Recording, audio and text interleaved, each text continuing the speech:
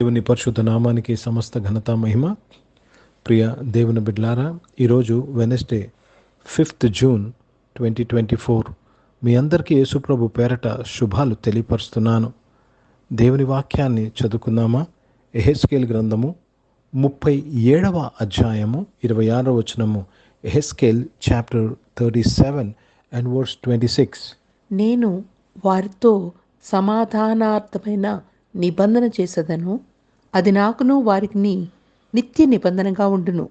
నేను వారిని స్థిరపరచదను, వారిని విస్తరింపజేసి వారి మధ్య నా పరిశుద్ధ స్థలమును నిత్యము ఉంచెదను.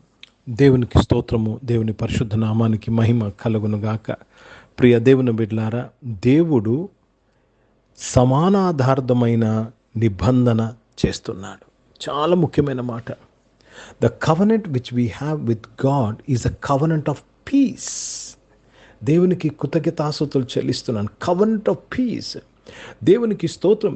దేవుని నమ్ముకున్నవారు, యేసుప్రభును నమ్ముకున్నవారు ఈ సత్యాన్ని ఎప్పుడు గుర్తుపెట్టుకోవాలి. దేవునితో మనము చేసుకున్న నిబంధన సమానార్థమైన నిబంధన కనుక అందుకే దేవుడు అంటున్నాడు, మీ కొరకు నాకున్న ఉద్దేశాలు సమాధానకరమైనవే కానీ హానికరమైనవి కావు. I have thoughts of peace, not the thoughts which will hurt you. So, the covenant we have with God is a covenant of peace. సమానార్థమైన నిబంధన అంటే దేవుడు ఎప్పుడు మనతో సమాధానముగానే ఉండుటకు నిబంధన చేస్తున్నాడు. హల్లెలూయా, దేవునికి స్తోత్రం. అందుకే అంటున్నాడు, మీ పాపములు నేను ఎన్నటికీ జ్ఞాపకం చేసుకోను. దేవునికి స్తోత్రము కలుగును గాక. Because of the covenant of piece. కనుక ఈ నిత్య నిబంధన, ఇది నిత్య నిబంధన, సమానార్థమైన నిబంధన. Let me read this in English also. Moreover, I will make a covenant of peace with them. It shall be an everlasting covenant with them, and I will place them and multiply them, and will set my sanctuary in midst of them forevermore. Oh, thank you, Jesus. అంటున్నాడు ఆయన, నేను మిమ్మల్ని స్థిరపరచెదను. ఈ నిత్య నిబంధన ఎవరితో ఆయన చేసి ఉన్నాడో, ఎవరైతే నిత్య నిబంధనలో ఉన్నారో లేక సమానార్థమైన నిబంధనలో ఉన్నారో దేవుడు వారిని స్థిరపరచుచున్నాడు, మిమ్మల్ని స్థిరపరచుచున్నాడు. ఈ వాక్యం వింటున్న ప్రియ దేవుని బిడ్డలారా, the lord is establishing you. దేవుడు మిమ్మల్ని స్థిరపరచుచున్నాడు. ఒకవేళ అనేక విషయాల్లో అస్థిరంగా ఉన్నారేమో, జీవితంలో ఇంకా సెటిల్ అవ్వలేని బాధలో ఇంకా మీరు ఉన్నారేమో, దేవుని వాక్యం సెలవిచ్చుచున్నది, సమానార్థమైన నిత్య నిబంధనలు ఉన్న వారిని నేను మిమ్మలను స్థిరపరచెదను.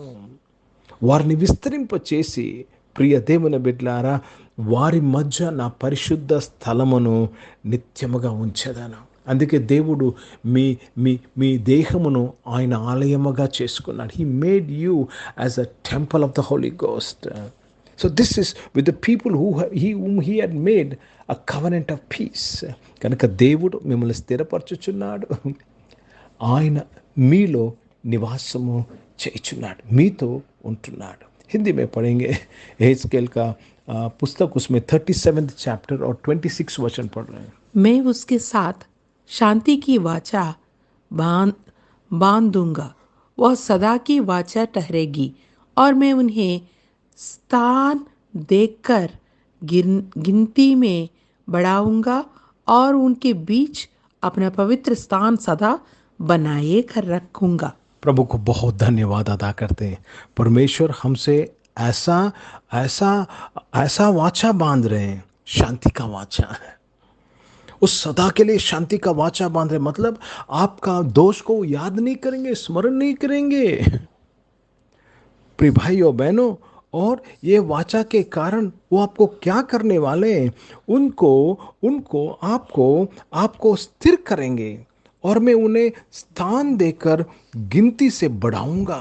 स्थान उनको स्थिर कर उनसे गिनती से बढ़ाऊंगा, और उनके बीच अपना पवित्र स्थल सदा बनाए रहूंगा. मतलब आपको परमेश्वर का मंदिर बना दिया है. प्रिय దేవుని బిడ్డలారా, దేవుని యొక్క నిత్య నిబంధన సమానార్థమైన నిబంధన ఇది. O this is the new covenant, the covenant of piece.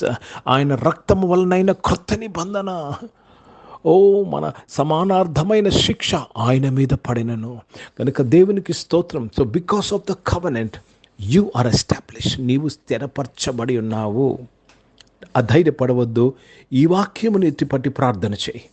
ఈ వాక్యాన్ని స్మరిస్తూ, ఈ వాక్యాన్ని జ్ఞాపకం చేస్తూ, ఈ వాక్యాన్ని పలుకుతూ ప్రార్థన చేయడం ఆరంభించు. నీ జీవితంలో నువ్వు స్థిరపరచబడతావు. ప్రార్థన చేసుకుందాం. పరిశుద్ధ తండ్రి, జీవం గల దేవా, నీ బిడలను ఈ ఆరాధనలో పాల్గొన్న బిడలందరూ స్థిరపరిచినందుకు స్తోత్రములు. మీ సమాధానార్థమైన నిబంధనకై మీకు స్తోత్రములు చెల్లిస్తున్నా. అనారోగ్యన వారిని ముట్టి స్వస్థపరిచినందుకు స్తోత్రం. ఉద్యోగాల్లో, వ్యాపారాలు నీ ఉండి నడిపించి ఆశీర్వదించినందుకు స్తోత్రం. చదువుకుంటున్న వారు, జాబ్స్ కొరకు ఎదురు చూస్తున్న వారు, జాబ్స్ ఎగ్జామ్ రాస్తున్న వారు, దేశ విదేశాలను వారు అందరి కొరకు ప్రార్థన చేస్తున్నాను. దేవా, మీ సమానార్థమైన నిబంధన దేవ వారితో ఉన్నది ప్రభా. వారు జాబ్స్ విషయంలో సమాధానమును కలుగు చేసినందుకు స్తోత్రం చెల్లిస్తున్నాను. Thank you, Lord, for the covenant of peace in their jobs, my Father.